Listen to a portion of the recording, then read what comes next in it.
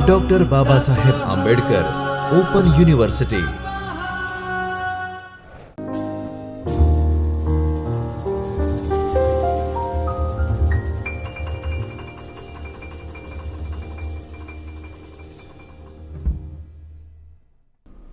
नमस्कार।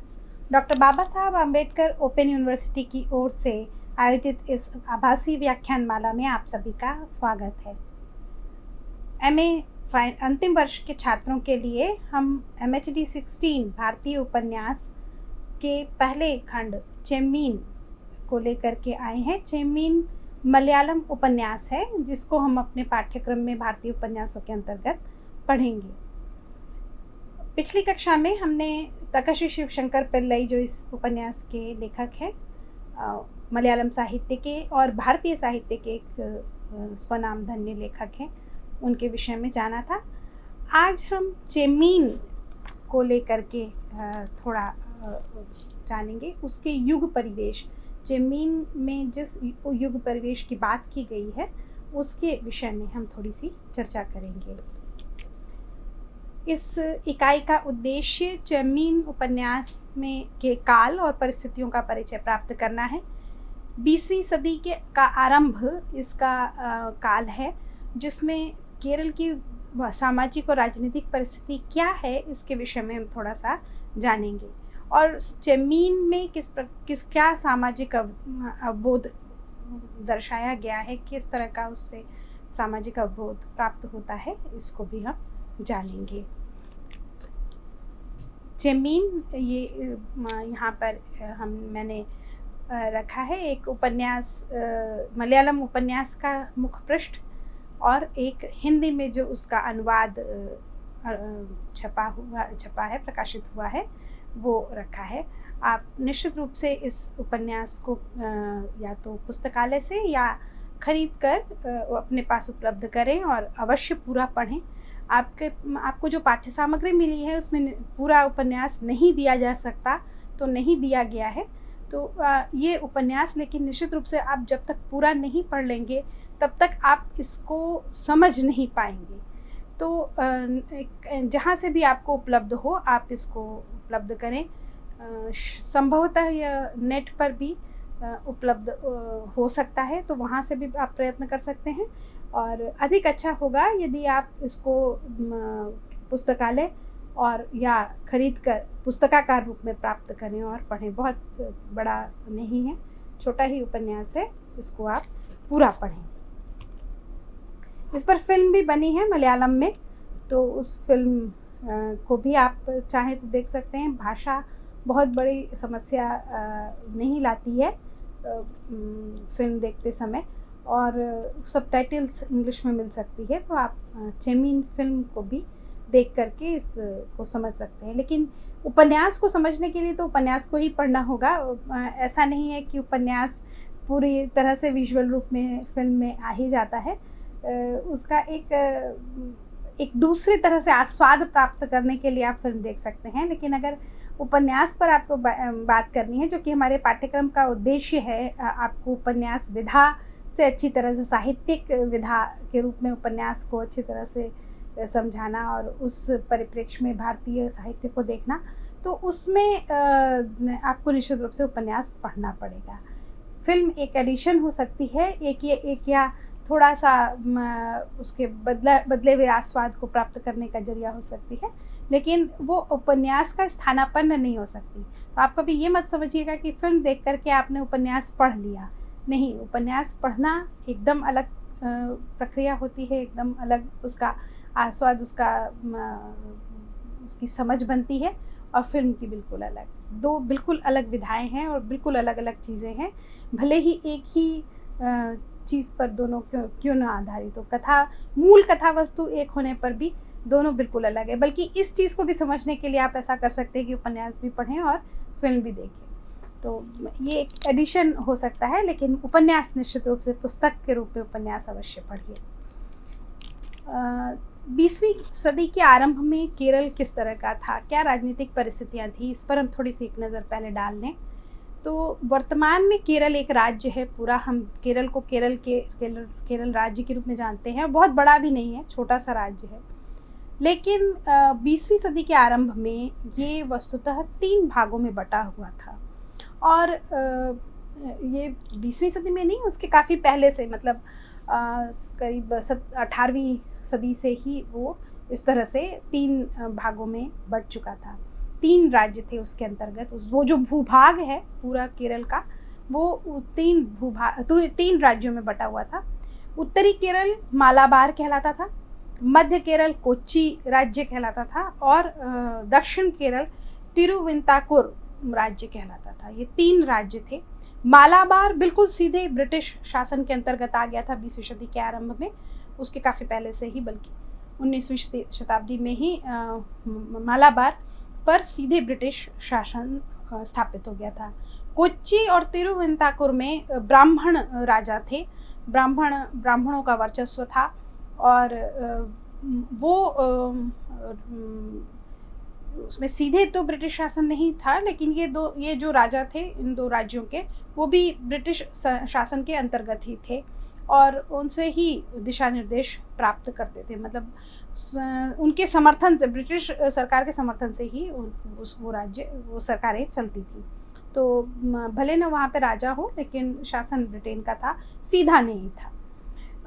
मालाबार में सीधा ब्रिटिश शासन होने पर जो भी नियम कानून लागू होते थे, जो कुछ भी होता था, वो सीधे मद्रास प्रेसिडेंसी से उसके लिए दिशा निर्देश आते थे। लेकिन कोच्चि और तिरुविंताकुर में नाम को कहने को ब्राह्मण जो राजा था उसका नियम चलता था, और वो राजा जो है वो ब्रिटिश से संधि के तहत या उसके अंतर्गत ही ये काम करता था। और चूँकि ब्राह्मणों का वर्चस्व था, तो सभी क्षेत्रों में जो प्रशासनिक क्षेत्र थे या दूसरे जो महत्वपूर्ण क्षेत्र थे, पद थे, वो सभी ब्राह्मणों के ही अंतर्गत थे। तो एक तरह से कहना चाहिए कि केरल समाज जो था वो 2 वर्गों में बटा हुआ था, एक ब्राह्मण, दूसरा अब्राह्मण। हालांकि क्षत्रियों को भी माने उच्च वर्ग में रखा जाता था, लेकिन वो सवर्ण कहलाते थे। ब्राह्मण, क्षत्रिय और कुछ हद तक वैश्य, ऊंचे वैश्य, और बाकी जो पूरा समुदाय था उसमें कुछ वैश्य भी आते थे, वो सारा अवर्ण कहलाता था। और जो अवर्ण समुदाय था वो सभी तरह की सुविधाओं से पूरी तरह वंचित था। सामाजिक परिस्थितियों में ब्राह्मणवादी विचारधारा पूरी तरह से हावी थी। सब कुछ उसी अनुसार चलता था। धर्म का बहुत बड़ा वर्चस्व था, उससे अलग कुछ नहीं हो सकता था। छुआछूत की पराकाष्ठा थी, बहुत इतना ज़्यादा था कि मतलब दूर से भी वो कोई गुजर नहीं सकता था। अवर्ण सवर्ण के दूर से भी कोई उनका मेल जोल नहीं हो सकता था। मुझे याद है कि इस केरल पर बनी हुई एक फिल्म मैंने देखी थी, तो उसमें एक ब्राह्मण है, उस शिक्षक है, उसके यहाँ छात्र पढ़ने आते हैं, निश्चित रूप से ब्राह्मण सारे छात्र पढ़ने आते हैं। उसमें एक बहुत ही छोटा बच्चा पढ़ने के लिए आता है, जिसको कि इन चीज़ों का भान नहीं है, और वहाँ उस ब्राह्मण के परिवार में काम करने के लिए, घर के अंदर नहीं, बाहर खेत इत्यादि का काम करने के लिए एक अवर्ण समुदाय का व्यक्ति आता है, और उसके साथ उस बच्चे की थोड़ी दोस्ती हो जाती है, और वो बच्चा उसको उसके साथ गले लगना चाहता है।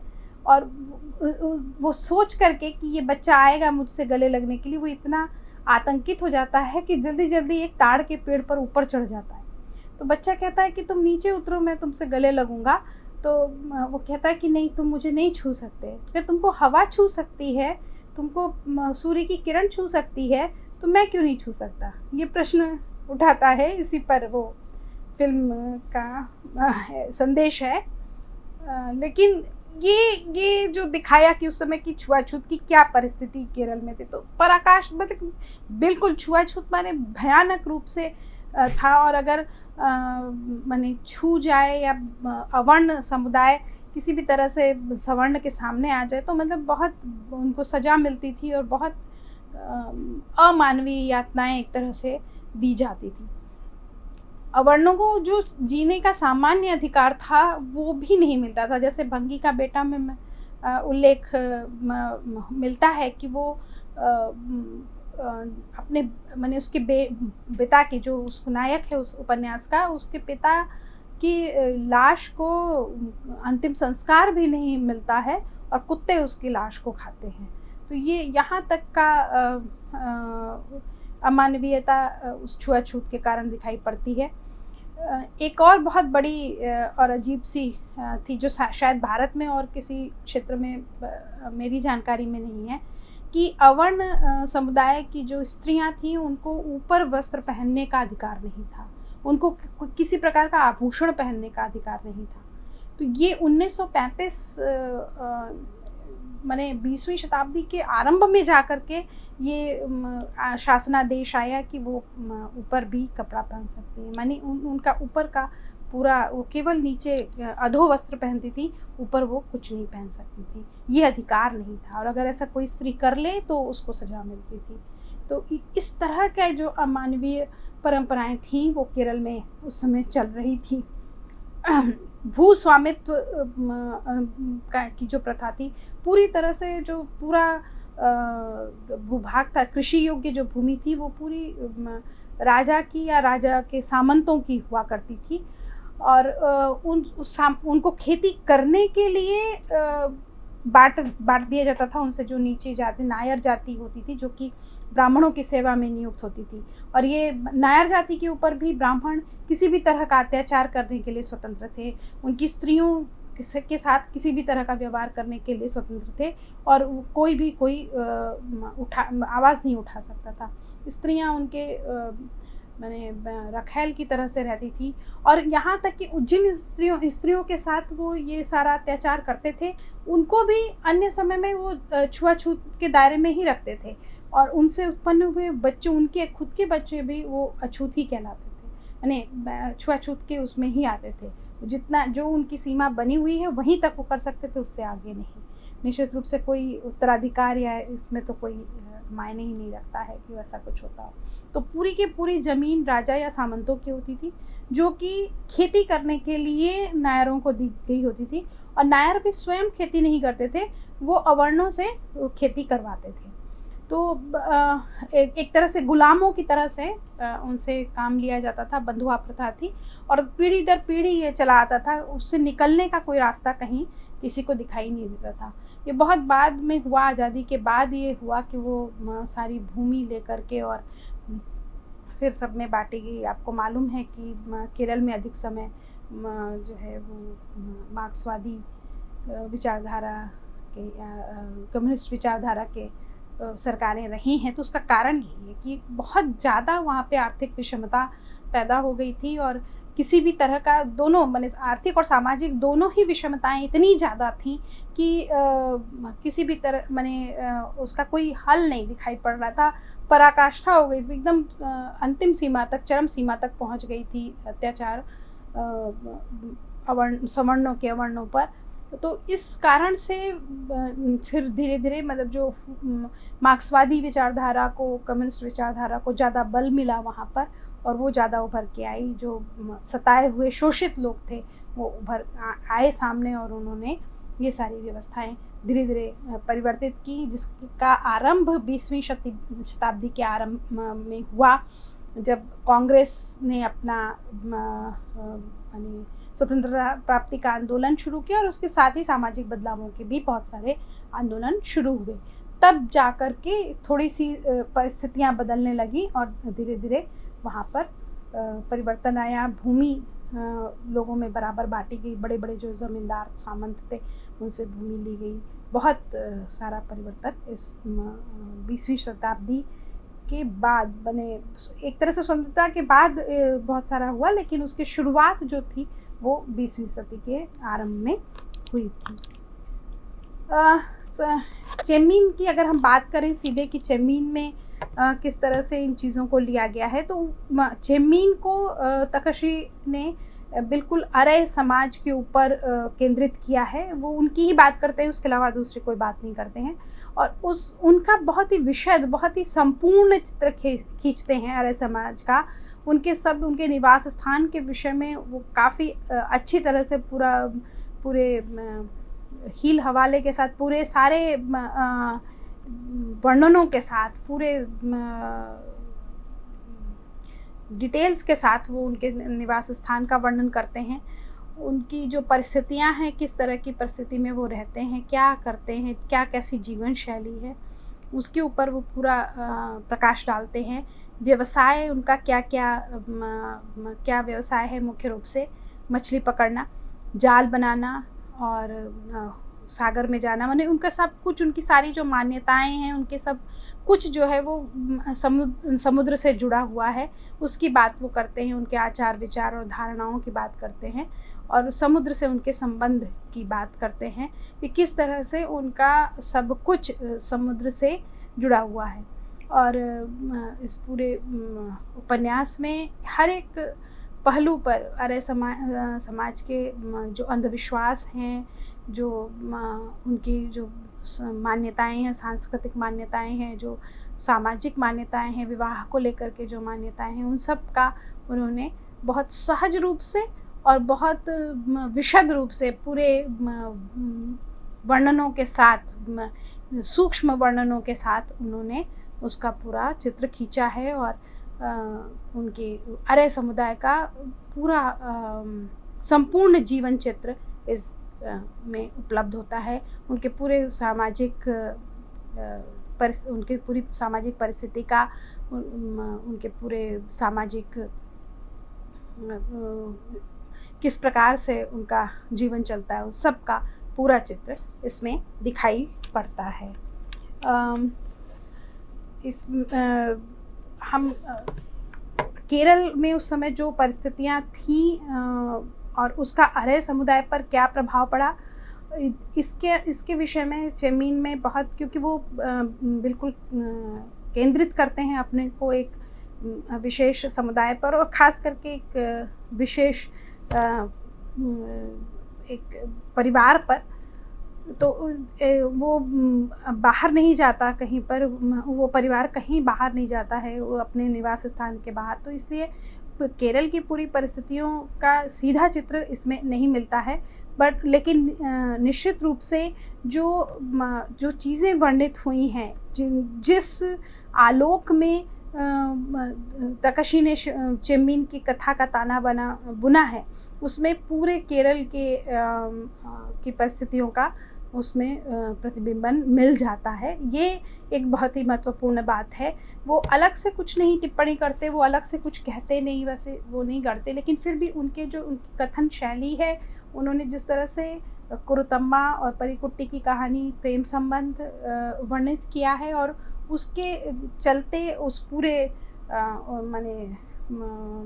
उस परिवार, कुरुतम्मा के परिवार का, और फिर उसके बाद उसके बहाने से फिर जहाँ जहाँ ज़रूरत पड़ी समुदाय का जब भी चित्र खींचा है, तो उसमें इन सारी जो पहले बात बताई, जो छुआछूत वाली बात आई, या जो आर्थिक विषमता वाली बात आई, शोषण और व्यापारी वर्ग द्वारा शोषण की बात आई, वो सारा इसमें काफ़ी सूक्ष्म रूप से वर्णित दिखाई पड़ता है। तो ये निश्चित रूप से ये 20वीं शताब्दी के केरल को अच्छी तरह से व्यक्त करने वाला ये उपन्यास बन पड़ा है। और उससे हम केरल की 20वीं शताब्दी के आरंभ में केरल की क्या स्थिति थी, और विशेष रूप से अरे समुदाय की क्या स्थिति थी, इसको समझ पाने में सक्षम होते हैं। साथ ही इसमें साहित्यिक गुणवत्ता इसकी उच्च कोटि की है। निश्चित रूप से इसको विश्व साहित्य में स्थान मिला है, और क्योंकि इसमें जो संवेदनाएं अभिव्यक्त हुई हैं प्रेम संबंधों को लेकर के, मानव संबंधों को कहना चाहिए लेकर के, जो संवेदनाएं इसमें व्यक्त की हैं वो अद्भुत है। और तकाशी पूरी तरह से सफल हुए हैं अपने को अभिव्यक्त करने में, इस पूरे परिस्थिति परिवेश को उसमें दिखा पाने में वो पूरी तरह से सफल हुए हैं। तो ये चेमीन का एक बहुत ही एक विशद रूप से एक मोटा मोटा खाका यहाँ पर मैंने प्रस्तुत किया और उसके युग और परिवेश के विषय में आपको एक रूपरेखा उसकी बताई। अब इसके आलोक में आप अपने पुस्तक स्वाध्याय सामग्री को पढ़िए, उसमें और जो विस्तार है उसको आप देखने और समझने का प्रयत्न कीजिए। और इस पर आपको कोई भी आपका प्रश्न है तो आप हमें संपर्क कर सकते हैं। विश्वविद्यालय में ये गुरुकुल लर्नर सपोर्ट सेंटर में आप परामर्शन के लिए आ सकते हैं। आप सीधे हमारा भी संपर्क कर सकते हैं। आप ईमेल हमें कर सकते हैं baou.ma.hindi@gmail.com। इस माध्यम से आप हमसे संपर्क कर सकते हैं। आप अपना प्रश्न भेज सकते हैं और हम आपका अवश्य आपकी समस्याओं का समाधान करेंगे, आपके प्रश्नों का उत्तर देंगे। तो आप ये पढ़ना आरंभ कीजिए और अगली बार हम फिर चेमीन पर अधिक विशद चर्चा के लिए, अधिक विस्तार से चर्चा के लिए फिर उपस्थित होंगे। तब तक के लिए नमस्कार। स्वाध्यायः परमं तपः।